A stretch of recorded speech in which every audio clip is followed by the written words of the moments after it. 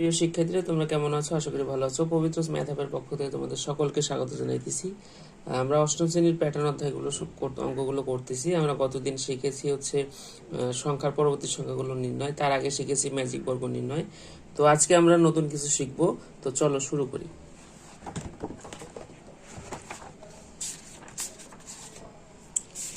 আজকে আমরা প্যাটার্নের কিছু নতুন জিনিস শিখবো, মানে এই বক্সটার মধ্যে যা দেওয়া আছে, তারপরে যে এটা দেওয়া আছে যে স্বাভাবিক ক্রমিক সংখ্যার যোগফল নির্ণয় কিভাবে আমরা বুঝবো আর শিখবো। চলো শুরু করি।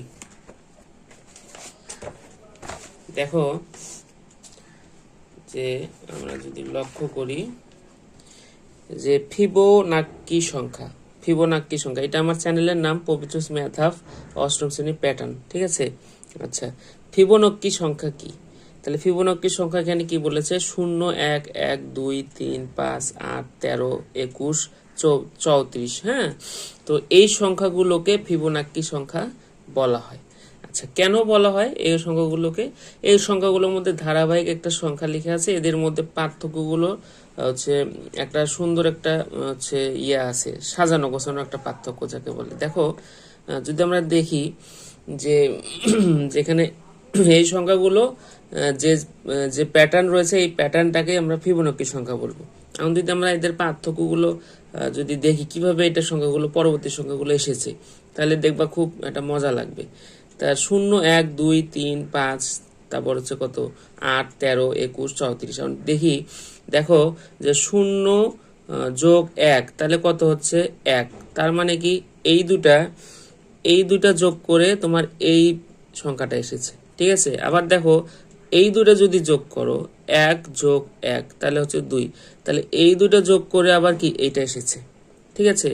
আবার যদি দেখো 2 যোগ 1 তাহলে কত হচ্ছে 3। আবার দেখো এই দুটো যোগ করে কিন্তু পরবর্তী সংখ্যা এসেছে। তারপর যদি দেখি আমরা 2 যোগ তোমার হচ্ছে 3 তাহলে হবে কত 5। তাহলে দেখো এই দুইটা সংখ্যা যোগ করে আবার এইটা এসেছে। আবার যদি আমরা দেখি এই দুটা যদি যোগ করি তার পরেরটা আসবে। দেখো যে 3 আর 5 কত হয় 8। আবার দেখো যে 5 আর 8 যদি যোগ করি তাহলে হবে 13।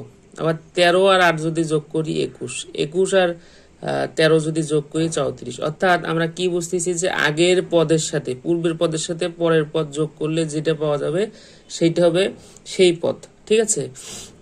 অর্থাৎ এখানে যদি পরেরটা যদি আমরা দেখি তাহলে 21 যোগ হচ্ছে 34 করলে আমরা পরবর্তী পদ পাবো। তাহলে কত হয় 5 আর হচ্ছে 5 55। আবার যদি দেখি এখানে আমার এসেছে হচ্ছে 55, পরের সংখ্যাটা ধরো এসেছে 55, তাহলে 34 আর 55 যদি যোগ করি 34 আর 55 যদি যোগ করি তাহলে পরবর্তী সংখ্যা পাবো। তাহলে হচ্ছে 9 আর এখানে কত হয় 8, ঠিক আছে? আবার যদি তোমার হচ্ছে 55 আর যদি এটা যোগ করি তার পরবর্তী সংখ্যা পাবো। তাহলে এই যে ক্রমিক সংখ্যাগুলো, মানে এই যে সংখ্যাগুলো যে ধারাবাহিক একটা প্যাটার্নে রয়েছে, এটাকে বলে হচ্ছে ফিবোনাক্কি সংখ্যা, ঠিক আছে? আচ্ছা, তারপরে যদি আমরা দেখি যে স্বাভাবিক ক্রমিক সংখ্যার যোগফল নির্ণয়ের সূত্র, তাহলে স্বাভাবিক ক্রমিক সংখ্যাগুলো কি 1 থেকে 10 পর্যন্ত স্বাভাবিক ক্রমিক সংখ্যার যোগফল ধরি হচ্ছে কত ক।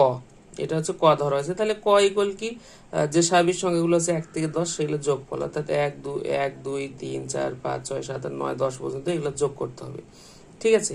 আচ্ছা, প্রদত্ত সংখ্যাগুলো যোগফলের সাথে ওই সংখ্যাগুলো বিপরীত ক্রম যোগ করে পাই। তাহলে এই যে সংখ্যাগুলো তুমি ধরেছো ক ইকুয়াল এতগুলো যোগ করেছো 10টা সংখ্যা, এটার সাথে এই সংখ্যাগুলোর বিপরীত ক্রম যোগ করতে হবে। অর্থাৎ তুমি এখানে সোজাভাবে লিখেছো 1 থেকে 10, এখানে 10 থেকে 1 পর্যন্ত লিখতে হবে, ঠিক আছে? নিচে তাহলে 1 থেকে লিখলে এটা ক্রম দুইটা সাজাইলে, সাজানোর পরে এইটা যোগ করো, তাহলে 2টা ক।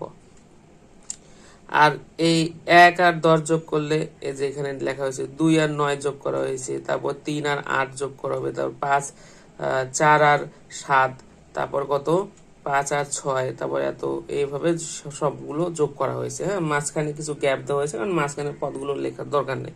এখন আমরা দেখব যে এইখানে তুমি যদি লক্ষ্য করো, দেখো এই যোগফল প্রত্যেকটাই তোমার দেখবে একই সংখ্যা হবে। অর্থাৎ 10 আর 1 যোগ করলে 11 হয়, 9 আর 2 যোগ করলে 11 হবে।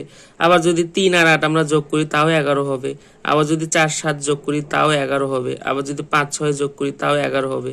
আবার যদি 6 5 যোগ করি 11 হবে। তারপর যদি 7 4 যোগ করি 11 হবে। 8 3 যোগ করলে 11 হবে, আবার দেখো 9 2 যোগ করলে 11 হবে, তারপর 10 আর 1 যোগ করলে 11 হবে। দেখো যোগফলের প্রত্যেকটাতে কিন্তু তোমার কি হচ্ছে, একটা নির্দিষ্ট সংখ্যা আসতেছে, তাই না? আচ্ছা, যদি এসে থাকে নির্দিষ্ট সংখ্যা তাহলে এখানে কি 2ক, তাহলে এখানে দেখো যে প্রত্যেকটা সংখ্যাতে তোমার কত আসতেছে, 11 করে করে আসতেছে যোগফল, অর্থাৎ এইটা এই পদ আর এই পদ যোগ করলে 11, এই পদ এই পদ যোগ করলে 11, এই পদ এই পদ যোগ করলে 11, তাহলে প্রত্যেকটার ক্ষেত্রে তোমার কত আসতেছে, যোগফল 11।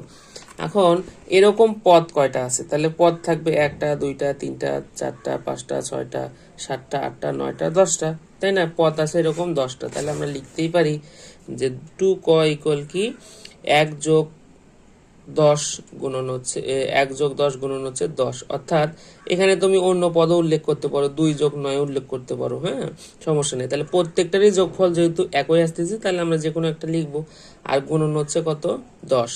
তাহলে এখানে আমরা যদি আমরা লিখি তাহলে কি পাচ্ছি, তাহলে 1 যোগ 10 1 যোগ 10 গুণন হচ্ছে 10, তাহলে কি হচ্ছে এখানে, এটা ছিল হচ্ছে তাহলে 11 আর 10, তাহলে এখানে হচ্ছে 55 আসবে, 2 দিয়ে এটা যদি কাটো তাহলে 5 5 11 55। তাহলে আমরা যোগফল নির্ণয়ের সূত্রটা কি পাচ্ছি, যে প্রথম সংখ্যা যোগ শেষ সংখ্যা, তাহলে এটা প্রথম আর এটা কি শেষ, গুণন হচ্ছে পদ সংখ্যা, তাহলে পদ সংখ্যা মানে তোমার ওই রকম সংখ্যা কয়টা আছে, 10টা, 10টা পদ আছে, আর বাই হচ্ছে 2। এটা যদি আমরা করি তাহলে এভাবে আমরা অঙ্কগুলো পেয়ে যাব। একটা অঙ্ক যদি আমরা করি, দেখি উদাহরণের যদি একটা অঙ্ক আমরা করি, এখানে যোগফল নির্ণয় করি। তা যোগফল নির্ণয়ের সূত্র কি, যোগফল নির্ণয়ের সূত্র হচ্ছে সমষ্টি বা যোগফল ইকুয়াল হচ্ছে প্রথম পদ যোগ হচ্ছে শেষ পদ গুণন হচ্ছে পদ সংখ্যা ভাগ হচ্ছে 2। তাহলে প্রথম পদ কত, এখানে প্রথম পদ 1 যোগ হচ্ছে শেষ পদ হচ্ছে 16, আর গুণন হচ্ছে পদ সংখ্যা কয়টা আছে, 1টা 2টা 3টা 4টা 5টা 6টা, এই যে 6টা ভাগ হচ্ছে 2, তাহলে এটা কত, তাহলে কত হয় 3 হয়। তাহলে এখানে যোগ করলে কত হয় 17, আর গুণন হচ্ছে 3, তাহলে কত হবে 3 17 51। এখন দেখো আমরা যদি এটা যোগ করি সবগুলো, তাহলে 1 4 7 10 13 16, তাহলে 3 9 9 9 10 10, আর হচ্ছে সাথে হচ্ছে কত হয়, 10-এর সাথে 17, আর 4-এ কত 21, 21-এর কত হয় 21-এর 1, আর হাতে থেকে 2, তাহলে 3 4 5, দেখো যোগ করলে আবার কি 51 এসেছে। ঠিক আছে, এই হচ্ছে পদ সংখ্যা, এই হচ্ছে সমষ্টি নির্ণয়। যাই হোক, ভিডিওতে যদি ভালো লাগে অবশ্যই লাইক কমেন্ট শেয়ার দিয়ে পাশে থাকবে।